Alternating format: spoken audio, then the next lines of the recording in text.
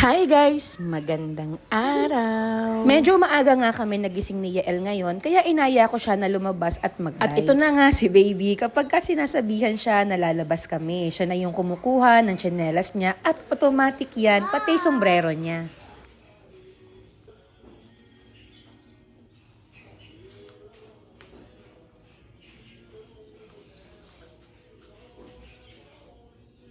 Sige. Okay. Mm.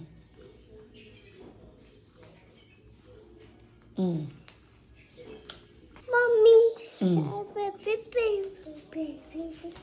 Go to your bike.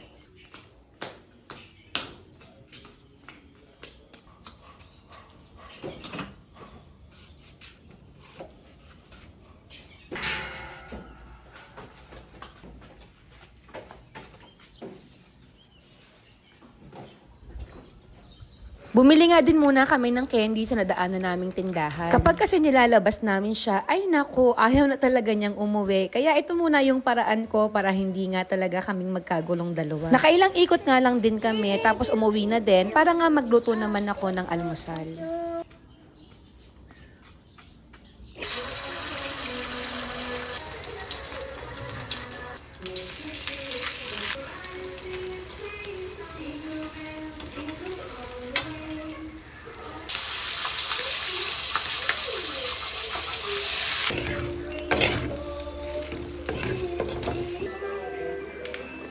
Repot coffee na. Okay.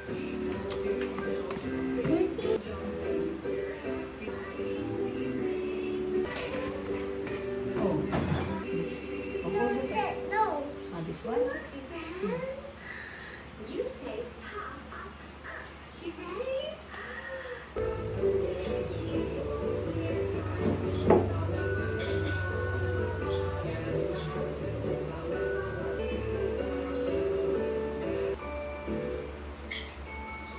And we're gonna start. Yay!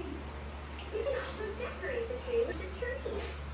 Okay, friends. We just made our Bumaba na nga din si Daddy ng mga oras na iyan para sabayan kami kumain ng almusal. down the stream. Merrily, merrily. Nasaan ang iyong basura? Nasaan yung balat ng cookies? Get mo, put mo sa trash can. Other one pa. Look.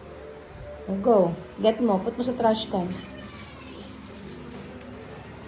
Careful, okay?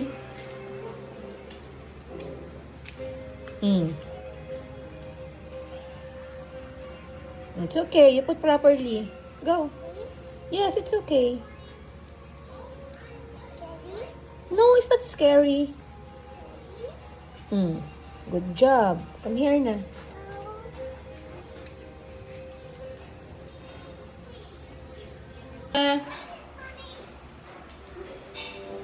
Bakit nagra-run? Good job ka. Good job. Good job. High five.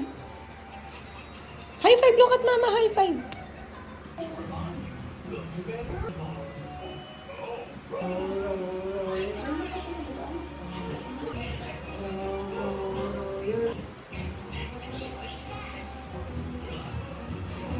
Pagi, pagi, pagi.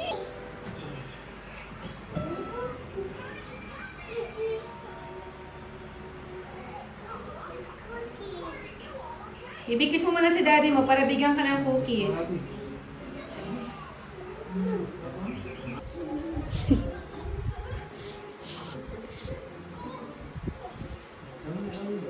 Mga 2 p.m. na nga ng mga oras na ito, tapos afternoon nap na ni Baby Yael. Medyo antok din ako, pero kailangan kong bumangon kasi may mga gagawin pa din ako. Kapag nga ganitong natutulog siya sa tanghali, saka ko lamang siya nilalagyan ng diaper. Malaki na nga din yung natitipid namin sa diaper simula nung natuto siyang mag-potty tray. Yung dapat nga ay pang 2 weeks lang niya, ngayon ay inaabot na siya ng 1 buwan. Naghugas na nga din ako ng mga bottle ni Yael. I-share ko lang din yung gamit niya na pigeon bottle, mga mi. Sobrang recommended ko talaga ito. Ang ganda kasi ng quality. Actually, sa sobrang ganda, parang ayoko nang palitan kahit medyo madilaw na. Char. Kahit anong bato nga ni Yael sa mga bote na ito ay hindi nababasag. Tapos, ang lambot pa din ng pinaka-nipple ni Pigeon, kaya sobrang nagustuhan ni Yael.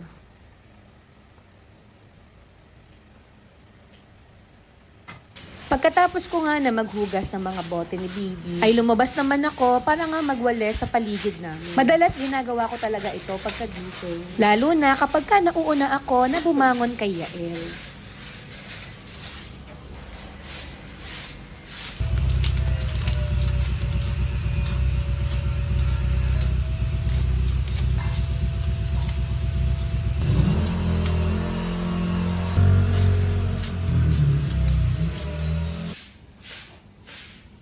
Palagi ko nga din na binabasa itong semento sa harap namin para nga mabawasan yung mga alikabok. Lalaro din kasi si Yael dito para nga hindi ganoong kadumi.